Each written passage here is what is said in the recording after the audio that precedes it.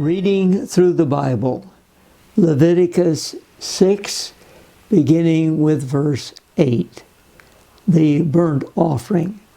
Now you'll notice that we're turning from the worshiper and what he has offered to the priest and the obligation that the priest has in each of these offerings, because we have several of these in the rest of chapter 6 and in chapter 7, where we have the burnt offering, the grain offering, the sin offering, the guilt offering, and the fellowship offering.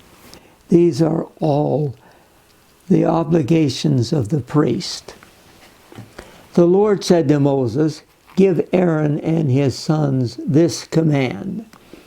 These are the regulations for the burnt offering.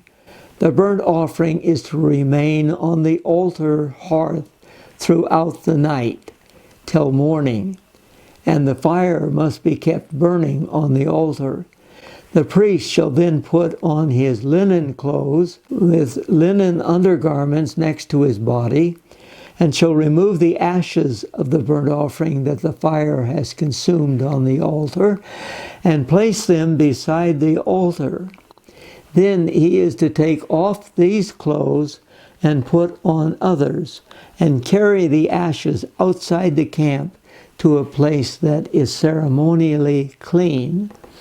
The fire on the altar must be kept burning. It must not go out. Every morning the priest is to add firewood and arrange the burnt offering on the fire, and burn the fat of the fellowship offerings on it. The fire must be kept burning on the altar continuously. It must not go out." Then the grain offering. These are the regulations for the grain offering. Aaron's sons are to bring it before the Lord in front of the altar. The priest is to take a handful of fine flour and oil, together with all the incense on the grain offering, and burn the memorial portion on the altar as an aroma pleasing to the Lord.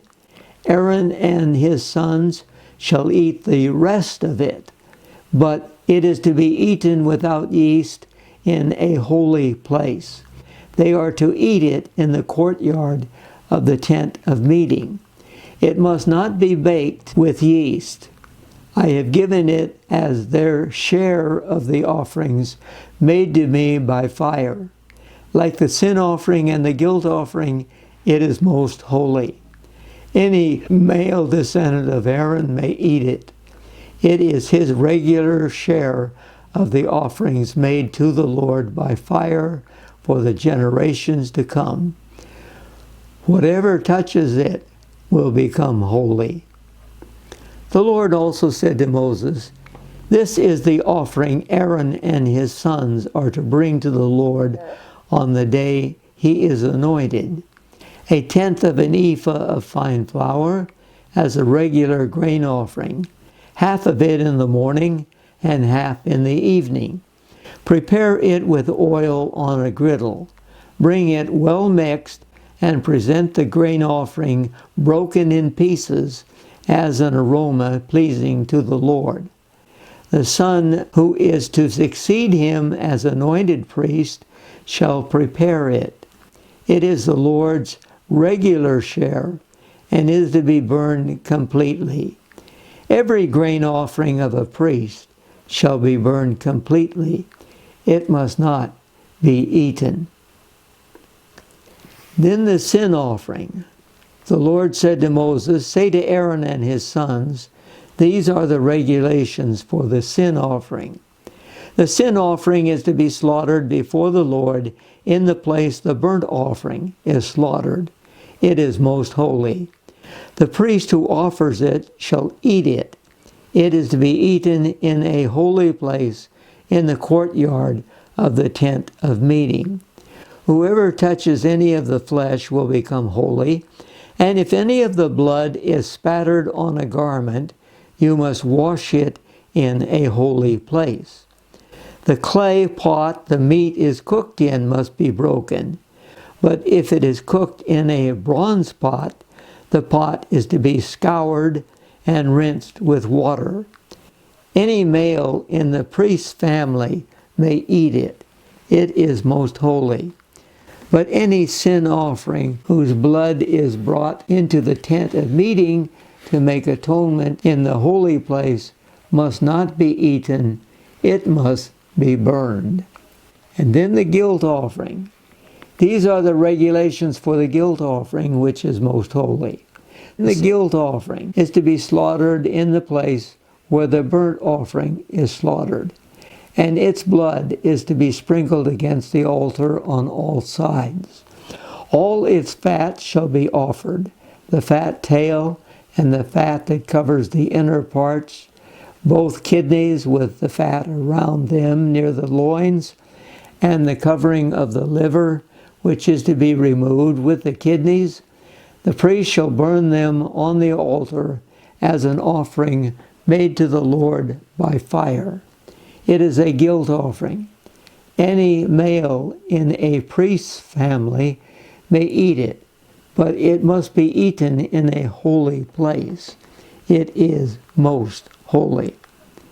The same law applies to both the sin offering and the guilt offering.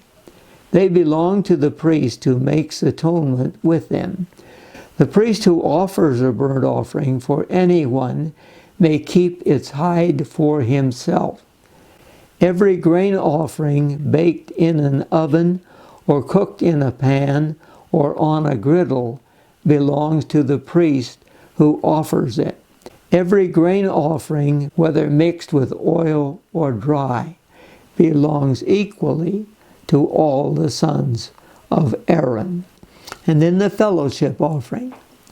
These are the regulations for the fellowship offering a person may present to the Lord.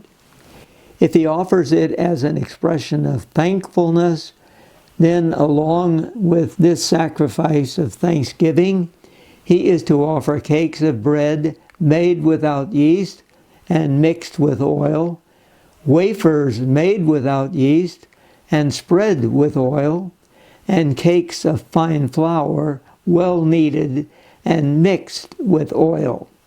Along with his fellowship offering of thanksgiving, he is to present an offering with cakes of bread made without yeast. He is to bring one of each kind as an offering, a contribution to the Lord.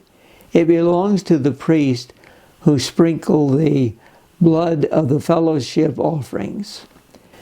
The meat of his fellowship offering of thanksgiving must be eaten on the day it is offered. He must leave none of it till morning. If, however, his offering is the result of a vow or is a free will offering, the sacrifice shall be eaten on the day he offers it, but anything left over may be eaten on the next day. Any meat of the sacrifice left over till the third day must be burned up. If any meat of the fellowship offering is eaten on the third day, it will not be accepted. It will not be credited to the one who offered it, for it is impure. The person who eats any of it will be held responsible. Meat that touches anything ceremonially unclean must not be eaten. It must be burned up. As for other meat, anyone ceremonially clean may eat it. But if anyone who is unclean eats any meat of the fellowship offering belonging to the Lord, that person must be cut off from his people. If anyone touches anything unclean, whether human uncleanness or an unclean animal or any unclean detestable thing, and then eats any of the meat of the fellowship offering belonging to the Lord, that person must be cut off from his people. The Lord said to Moses, "Say to the Israelites, do not eat any of the fat of cattle, sheep, or goats. The fat of an animal found dead or torn by wild animals, may be used for any other purpose, but you must not eat it. Anyone who eats the fat of an animal from which an offering by fire may be made to the Lord must be cut off from the people. And wherever you live, you must not eat the blood of any bird or animal. If anyone eats blood, that person must be cut off from his people. The Lord said to Moses, "Say to the Israelites, anyone who brings a fellowship offering to the Lord is to bring part of it as his sacrifice to the Lord. With his own hands he is to bring the offering made to the Lord by fire. He is to bring the fat together with the breast and wave the breast before the Lord as a wave offering. The priest shall burn the fat on the altar, but the breast belongs to Aaron and his sons. You are to give the right thigh of your fellowship offering to the priest as a contribution.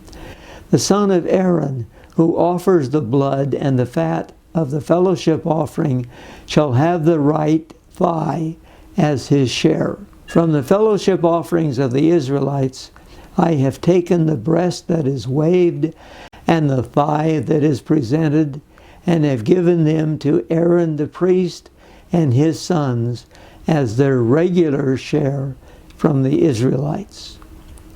This is the portion of the offerings made to the Lord by fire that were allotted to Aaron and his sons on the day they were presented to serve the Lord as priests. On the day they were anointed, the Lord commanded that the Israelites give this to them as their regular share for the generations to come.